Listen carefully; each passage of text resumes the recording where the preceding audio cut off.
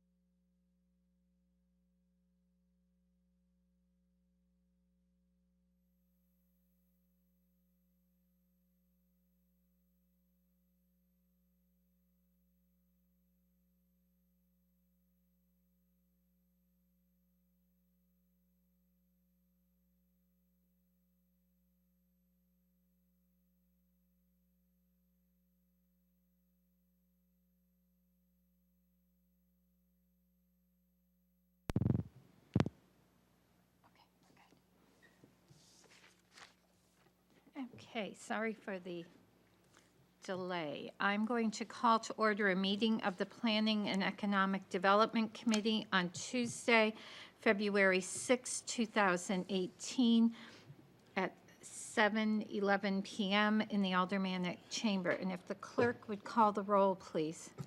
Certainly.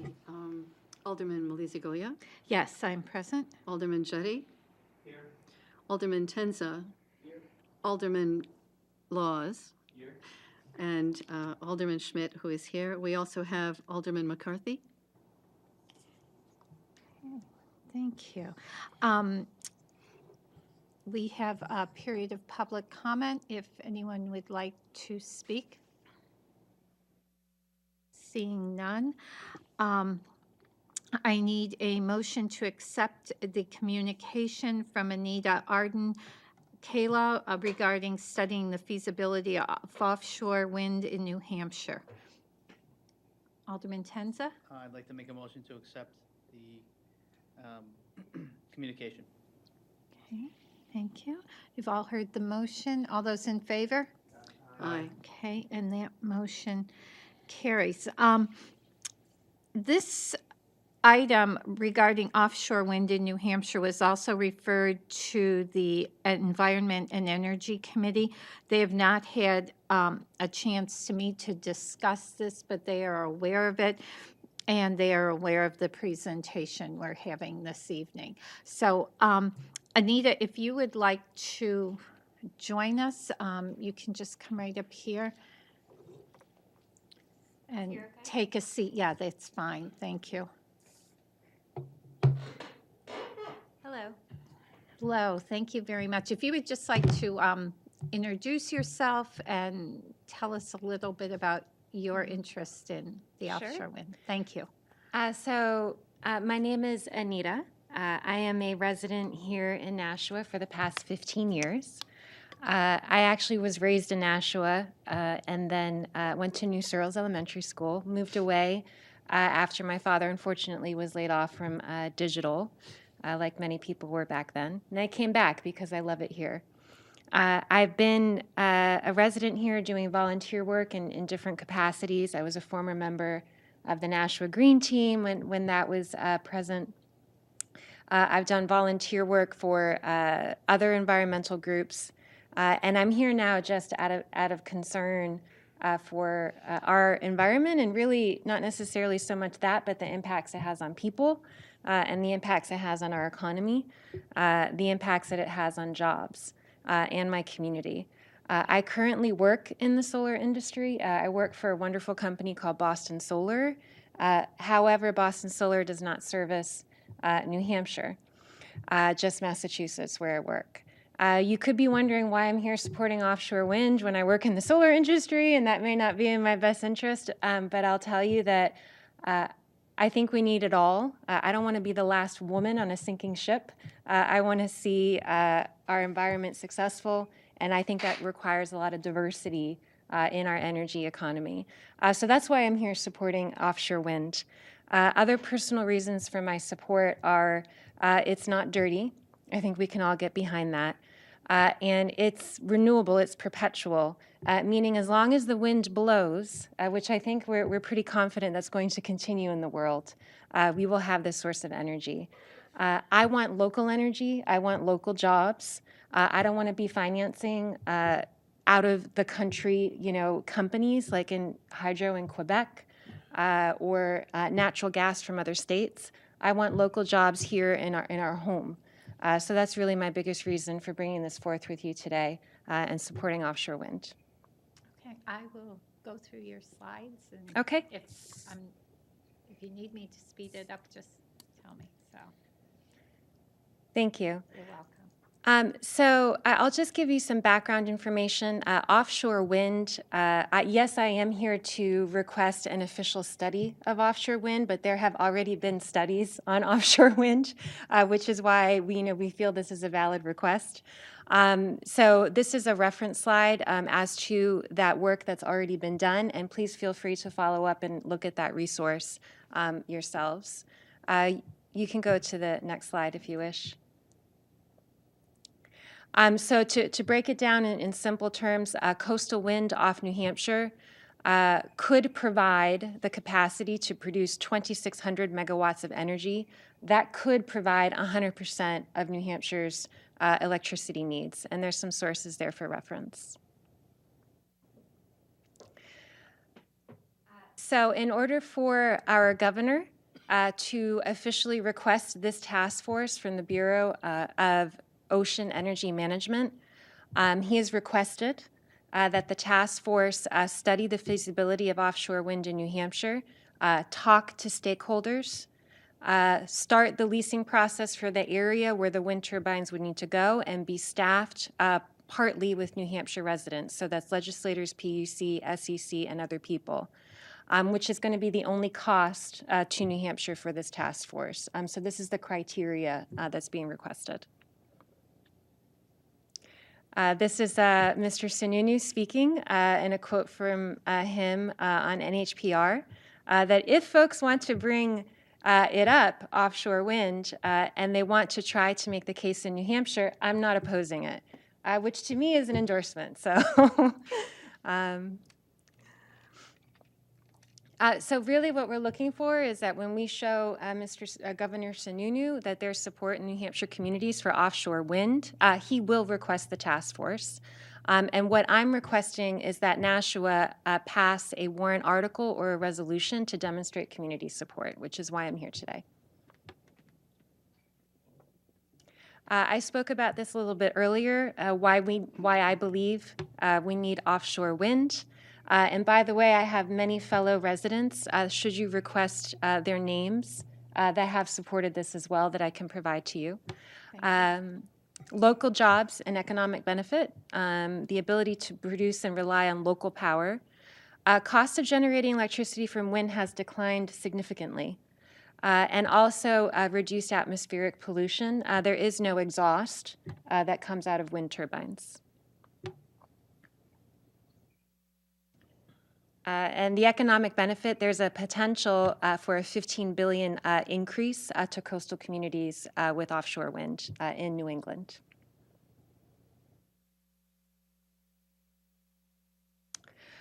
So currently, the amount of electricity in New Hampshire that's generated from natural gas is 60%. So as I shared earlier, this results in a lot of dollars leaving the state because we're not harvesting the natural gas here. Other projects like Northern Pass, I think we all know that Northern Pass at this time is not passing. So there's a lot of local oppositions to projects like that. However, offshore wind would be miles off the coast. And basically, the common objection we hear on offshore wind is that it will make my beach look bad, which I can completely understand. But I do have photos here in the presentation to show you that when they're positioned far off the coast, they actually just look like specks in the horizon. And I'll be able to show you a photo of that soon. And this is just some information on the technology improving and the cost declining. Offshore wind, there are many, many states and countries in the world that are taking advantage of offshore wind. In the United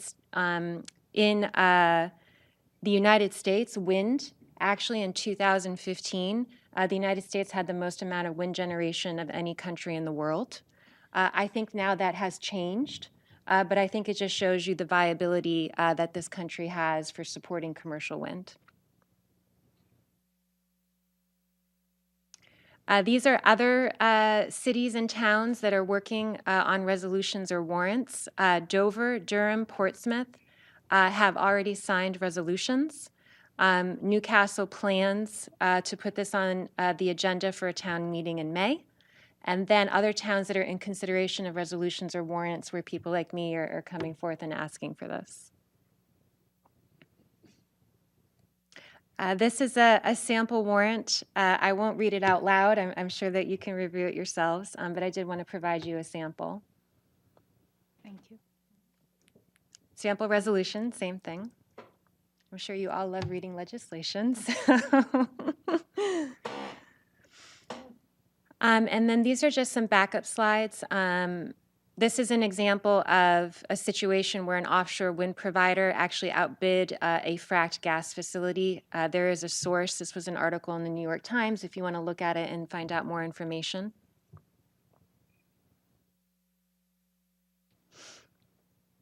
This is just another more information. Sorry. Sorry.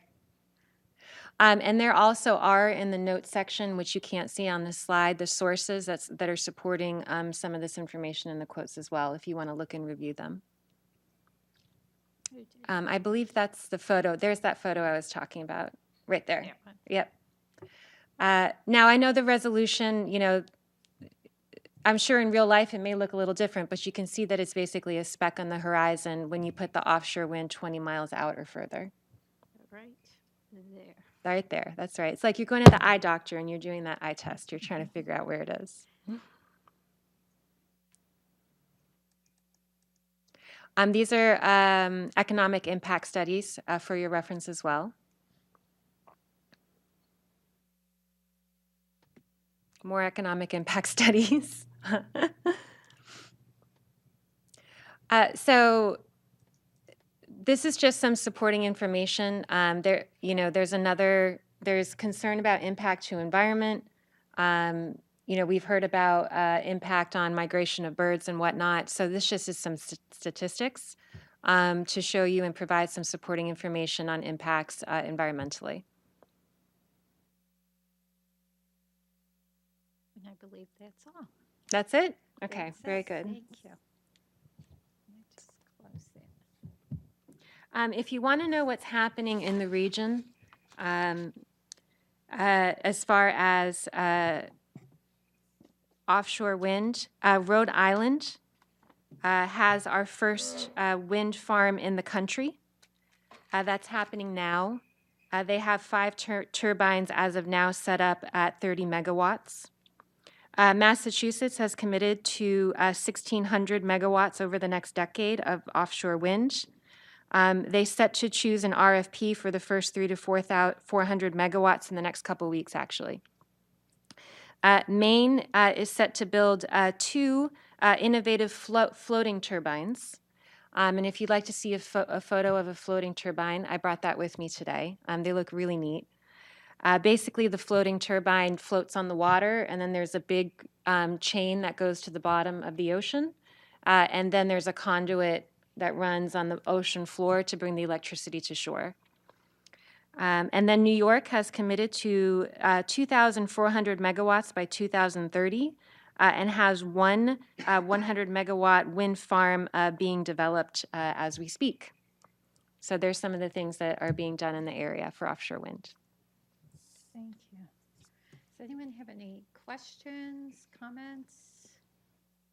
Alderman Tenza and then Alderman Laws. Thank you. Question just about the offshore 12 miles to 20 miles. Is there any sort of noise pollution that is associated with the windmills being out that far? At that far, not that I'm aware of, but I can follow up with you and see if I can find a source to verify that. My estimate is no, it's not, because it's so far away. So, Alderman Laws. How many turbines would we need to be energy independent in New Hampshire? So I think the slide said 2,600 megawatts. So what I would, for all of New Hampshire, so what I would need to do is break that down to you per windmill and send that to you. Okay. Yeah. Do you have a rough estimate?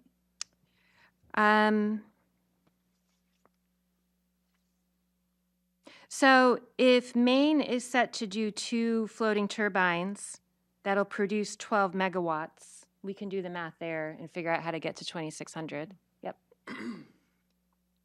Thank you. Oh, Yeah. Go ahead. It's hundreds to get to 2,600 megawatts.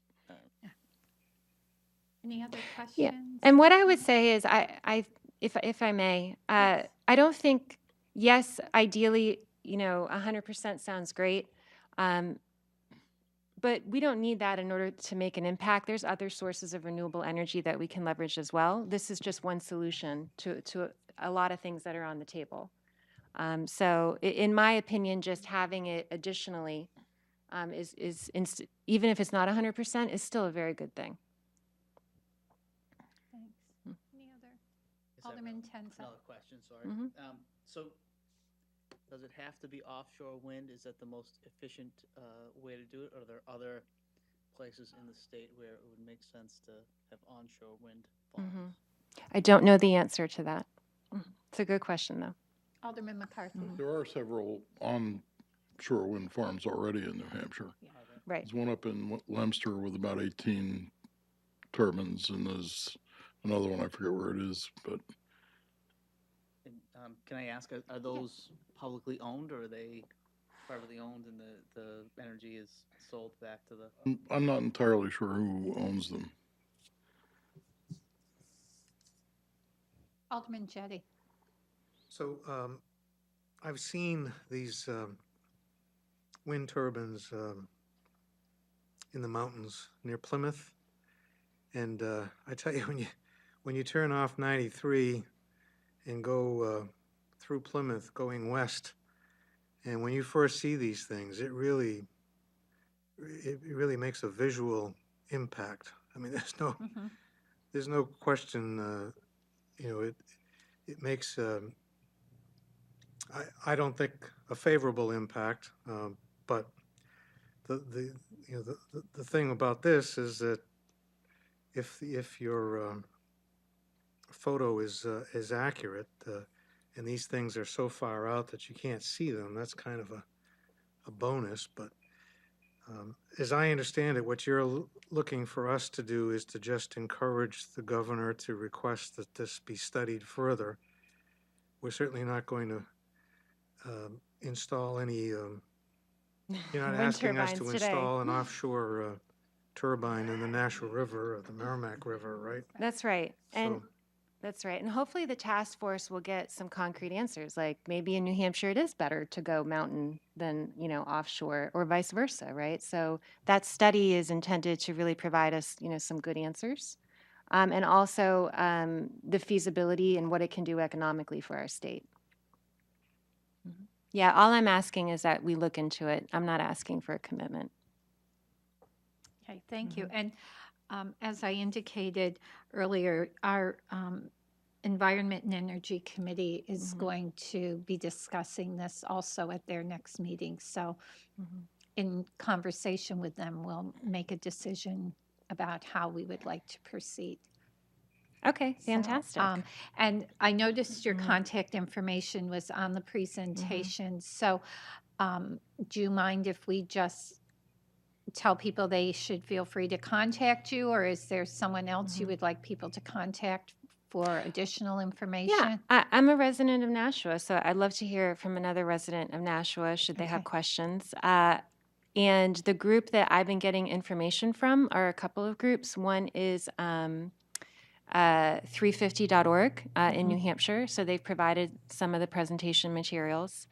Another group is Echo Action New Hampshire. They've also been supporting and providing presentation materials. A lot of them wish they could have been here tonight to support me, but unfortunately there were conflicts and they couldn't make it. Sure.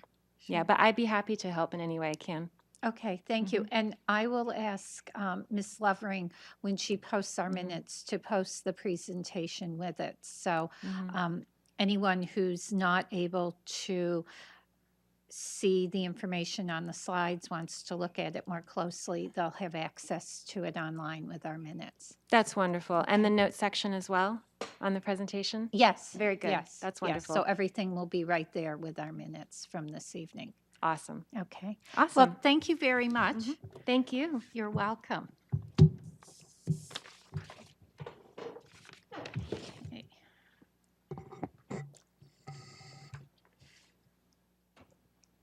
Okay, unfinished business, we have There is none. none. New business, Also none. we have tabled in committee R 18002. I'd like to move that we take that from the table. point of order. Yeah. Is there a spot here where we accept the minutes of the last meeting or not? That's done No, at the Board of done at the full Aldermen's board. meeting. It's part of the agenda for the Oh, full okay. board. Yes. I'm sorry, Alderman Schmidt? I move that we take R18-002 off the table. Okay, you heard the motion to take R 18002, the resolution regarding the purchase of land and buildings at 201 Main Street from the table. All those in favor? Aye. Aye, opposed? Okay, and do I have a motion for discussion? Madam Chair, I'd like to make a motion for discussion. Final on- passage? For final passage. Yes. Okay, so Alderman Tenza has moved to recommend final passage. So, as you remember, at our last meeting, we had information from Alderman Cummings, or Director Cummings, regarding the purchase of the building. There has been discussion regarding the bond and the process, and the planning board had additional information presented to them last week regarding this. And after a presentation from Director Cummings and discussion, you'll notice that they moved to recommend, make a favorable recommendation for this. So I don't know if there's discussion, questions. Alderman Jettie. I would just like to say, as I said at the last meeting, I had, during my campaign for Ward 5 Alderman, I had, when people asked me where I stood on the Performing Arts Center, I had told people that I was in favor of it. And I tried to give reasons based upon the consultants' reports that I had read and the presentations that I had seen. And I thought that the Performing Arts Center would be a good thing for Nashua. However, since it was on the ballot for the voters to express their opinion, I also said that I would vote the way that my ward voted, and my ward voted against this. So as I said at the last meeting, I feel compelled to keep my word and vote against it. I did try to raise a lot of the questions that people had expressed to me to Director Cummings, and we had a public hearing, and the consultants were brought in, and I felt that the people at that hearing, answered a lot of the questions that people had. The people who were who told me that they were opposed, I thought a lot of their questions were answered. I don't know if it was answered to their satisfaction or not. Unfortunately, we don't have an opportunity to have another vote, see how the people in my ward would vote differently. So I'm stuck with voting against it because that's the way they voted. But I hope that people have looked at the reports, have watched the presentations, and I hope that there are more people now who feel better about this proposal than did when they voted at the election, if they voted at the election. And I think it's I think the votes are there to pass this, and I hope that people will, if they still have questions, that they will look at those reports, that they will look at the presentations, and I'm hoping that people become more comfortable with this proposal, because I hope that the city as a whole gets behind this, and that we have a successful endeavor. So in spite of my voting against it, I think the votes are there and it's going to pass, and I hope that, I certainly, and I hope that that most of the people in Nashua will get behind this. Any other comments? Alderman McCarthy? Yeah. I just have to comment that I was one of the voters who voted for it, along with a majority of the people who voted citywide. And I am to some extent disappointed that my vote with the majority of Nashwans will not count because I live in Ward 5. Other comments? Thoughts? Alderman Tenza? So along with Alderman Melissa Golger, was at the planning board, and there was extensive conversation at that committee meeting, as well as at the budget hearing, as well on the bond about this project. And I appreciate the extra time and effort that Director Cummings has put in answering questions again about this. And I think that was very important. It was litigated during the last election. There are a lot of people who I think still have serious reservations about this project and about the cost and the city spending the money. And so it's important to get all the information out there, even if he's done that, and the mayor, President McCarthy have all done that in the past. So I just want to say thank you and appreciate their efforts again.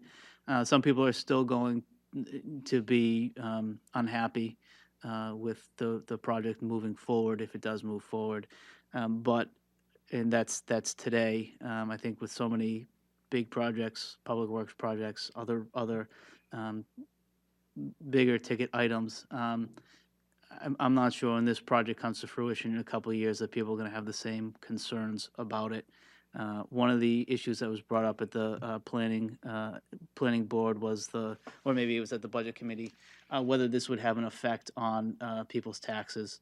We learned that it's not going to affect, it's not going to increase taxes one bit, and that the hope is that it decreases taxes by increasing the tax base, the business tax base downtown, so that the rest of us as homeowners, taxpayers in that respect, don't have to pay a higher share of the tax burden in the city. So I've been supportive of this project. I think it makes sense for the city. I think it makes sense for our downtown moving forward. So I'm supportive of it. But I think we understand people's concerns and are still willing to have a discussion and answer any questions going forward. Thank you. Anyone else? Alderman McCarthy? Yeah, I think again at the planning board it came up. Does the plan meet the ADA and meet the fire code? And the answer is not yet, because we haven't done that. You don't do the design for a building you may or may not buy. You do enough analysis to understand that a solution is possible on that site. We had an architect go through it and look at it and scope out what sort of things we'd have to do to get it to meet all of the life safety codes that it needs to meet to be our performing arts center. We believe that it is possible based on that analysis. We believe that it is possible for within the $15 million. But there is no finalized floor plan that you can look at and make those decisions yet. That's part of what will happen as part of the development of the project. Any other? Sorry. Oh, yeah, no, please. The other thing I meant to mention too, one of the things that came up at the planning board was the cost of the building, and whether $2 million was a good purchase price for the city. I'm trying to pull it up. I can't seem to get it, but the assessed value of the building that the city would be purchasing is just the tax assessed value is just under $2 million, which we know is not the full assessment price of the building. And so, given that, I mean, it's probably a good investment for the city to make anyway, regardless of whether this project moves forward. Alderman Laws? I mean, to piggyback off of what Alderman Tenza said, the main concerns that I've heard so far are about taxes, which has been addressed ad nauseum. It's not going to affect the taxes. Unless someone's lying to us, it's not going to affect our taxes. And then I've been getting a lot of emails from people who are like, oh, there's a lot of potholes all over the city. There's a lot of other concerns. And these ideas don't exist in a vacuum. And I would expect the city government to be able to function on a level that it can address many issues at the same time. And so I Well, I appreciate everyone's concern. I feel like the more people would investigate this and do research on their own, I feel like the less they'd be concerned about it. And I adamantly encourage everybody to go online and look at all the presentations. I said this before, and I'm going to keep saying it. It's what I say to everybody whenever I get emails about it. I 100% support this. I think it's a great idea for the city. That's it. Thank you. I would just say, as Alderman Tenza said, he and I were both present for the 2 planning board meetings that have been held since the beginning of this term. And at the first one, there was some discussion, and a decision was made to table it and bring forward additional information, which Director Cummings and Alderman McCarthy came and presented information related to the questions that the planning board had indicated they had regarding the purchase of the building. And I think that in that presentation, Director Cummings tried to address many of these questions we've heard about. Is the building structurally sound enough to put a second story on it? And he indicated, yes, we've looked at that, and we know that's going to be okay. As Alderman McCarthy said, some of these things will be worked out as we move forward. And I think, as Director Cummings stated, there are many moving parts to this. And so there are a lot of things that are going to be happening at the beginning to get things moving. But then as we move forward, there are questions that people have now that we will finally be able to answer, because we're at that point in the project when we can make those decisions. The planning board discussed whether or not building or purchasing this building was good. And, what if we decide it's not going to work? And what if we're not able to raise the 4 million to move forward? And I think by the end of the evening, and Alderman Tenza, correct me if I misinterpreted, but I think by the end of the evening, people really felt that if this doesn't come to fruition, we have a building that's in a highly desirable location. And as Alderman McCarthy pointed out, both here in the chamber and that evening, that building is now located at what is really one of the busiest intersections, and more than when we did the master plan, looking at Hollis and Main as the primary intersection. So the city's going to be purchasing a prime piece of real estate that, should we not be able to move forward, will have some resale value. And I think by the end of the evening, the members of the planning board truly felt like, in looking at this building for the proposed use, it was something they were comfortable recommending, of making a favorable recommendation for, in terms of moving forward. And again, as people pointed out, we have to look at this in light of the big picture. We've got all sorts of apartments coming in. People are going to want someplace to go. We know we already have residents in Nashua who go to Manchester, they go to Concord, they go to Londonderry, they go to Lowell, they go to Boston, they go to Portsmouth. So there's obviously a market and an interest for having something here, and something that is between the size of Court Street and the Keefe Auditorium. So I think by the end of the evening, the planning board felt like they had their questions answered. And I would recommend anyone who didn't see that go online and look at that presentation also. Any other comments? Okay, you've heard the motion by Alderman Tenza to recommend final passage. All those in favor? Aye. Opposed? No. Okay, and that motion carries. Time for general discussion. Public comment? Okay. Thank you.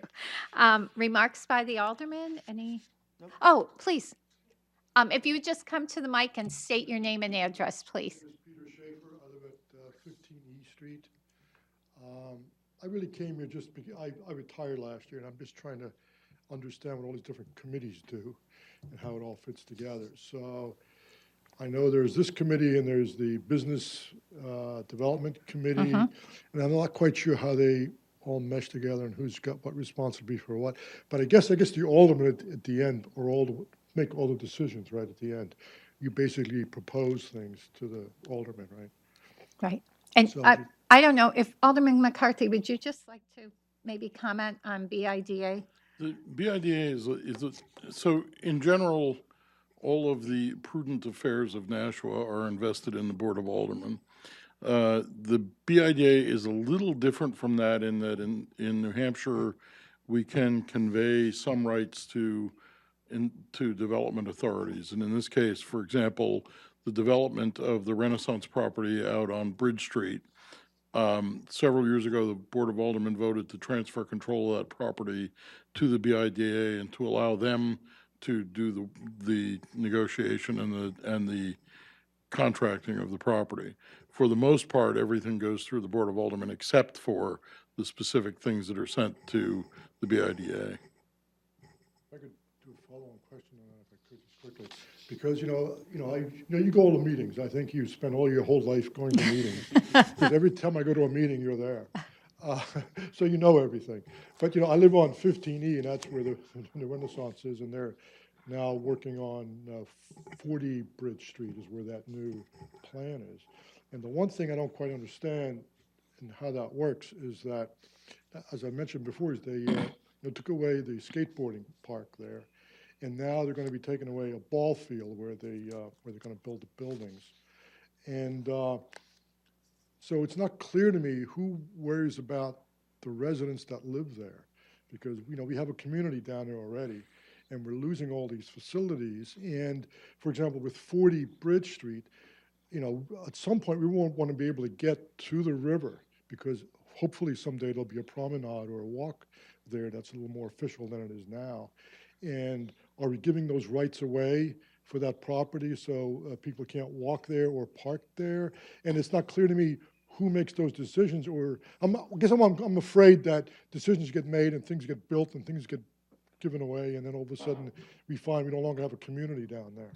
So I guess that's what I don't really understand. In general, on things like easements and access to the river, as people come in to go to the planning board and do site and subdivision plans, one of the things that planning will always push for is to get pedestrian easements across the property and conservation easements along the water bodies so that we can do that. And that's very high in their mind, and I'm sure that will happen. Yeah, I'm not sure it was done on the previous property. Well, It's not quite as it's a important little there. complicated on the Renaissance site because the outskirts of it are a dike that is controlled by a permit from the Army Corps of Engineers. So it's harder to develop that one. Yeah, I'm just trying to get a sense of all of this. And I do have a quick comment on the Arts Center, okay?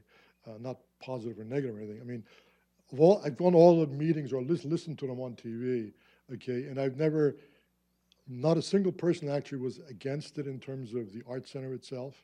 There were some people that heatedly, argued against it because of cost. But there was only one person I noticed said, I don't care about arts. I remember that guy going up and said, that was the only it wasn't even a negative comment. It was like don't care about the arts. So I think everybody likes the arts. I think everyone thinks it's going to be a good thing. The one thing that puzzles me a little bit, I can't get my head around, is that, the yearly cost after it's been built and we're in it. I think the initial cost is, whatever it is. But it seems to me if I had $1 million, which I don't come to me for $1 million. But if I had $1 million and if I wanted to give it to the arts in Nashua after this building is built, I probably wouldn't give it to the Arts Center because the city's on the hook for whatever deficit there is. The city's got to pay for it. I would rather give it to the arts people that are in the city because that's where I would get the bang for the buck. Otherwise, I'm just paying for the taxpayer what they would be paying. So I don't quite understand the mechanism of how it would sustain itself. Not that it matters, because what really matters is if people in Nashua want to pay for it and want the facility, That's all that matters. It doesn't really matter what it costs in that sense. The other thing was, I think the city has like a budget of $250 million. So if it were explained to people how basically small this probably is, I can't get my head around all these big numbers, but it seems to me it's a pretty small number compared to the whole budget of the city, and you might be able to see a benefit based on it's not that big of a thing. Just thought I'd mention that. All right, Thank you. Thanks. Chairman, Yes, could I? yes. So this brings up, what you said about how do these decisions get made, and is anyone protecting the assets, the community assets, and is anyone looking out to make sure that the best use of the property is being made? I would like to comment on that. I have to say that when I ran for office, I was. My wife, who campaigned with me, we were both kind of overwhelmed by the, I don't know if it's apathy is the right word, or the lack of knowledge that people have about the city and about the government and about what's going on and what's not going on. We were amazed, and I know that we elect people to the Board of Aldermen, to look out for these things. But I would encourage people, you, Mr. Schaefer, is it, and anyone else, to take an active role in city government, educate yourself as to what's going on. Every time there's a proposal made, it goes before, for example, the Renaissance properties, they went before the planning board, and there's an opportunity there for people to express their, ask their questions and express their opinion about projects, raise issues about, that they want to maintain access to the river, or parking facilities to enable them to take advantage of these things. Sitting back and trusting that we as aldermen or members of the planning board or the city staff, I think they all do the best they can. But no one can represent your interests and voice your opinion any better than you can. And lots of times the planning board will hear a proposal, and if there's no opposition to it, it's easier for them to go along with it. Same thing with the zoning board of adjustment. When people request variances, which is an exception allowing them to accept themselves from the zoning law, the members of the zoning board of adjustment, hear the case, they hear what the proponent says in favor of why they should get the variance. They very seldom hear any opposition. And I think unfortunately, a lot of people just sit back and trust that the right decision is going to be made. But there's nothing more valuable than giving the people who are making these decisions the benefit of your opinion and what you think is important and what you think should be done. So there's my little pitch to try to encourage people to watch what's going on in the city, get involved, find out what these proposals are, and come and express your opinion if you have one. Thank you. Mr. Schaefer, would you like? Make a quick comment on that. That's because I think that's perfect. That's exactly right. Okay, like I said, I retired last year, so I'm actually trying to get into this. Now, what I remember was last year there was like a course given on national government, and it was you couldn't get too many people in it because as soon as you try to get into it, it turns out a lot of the government people signed up.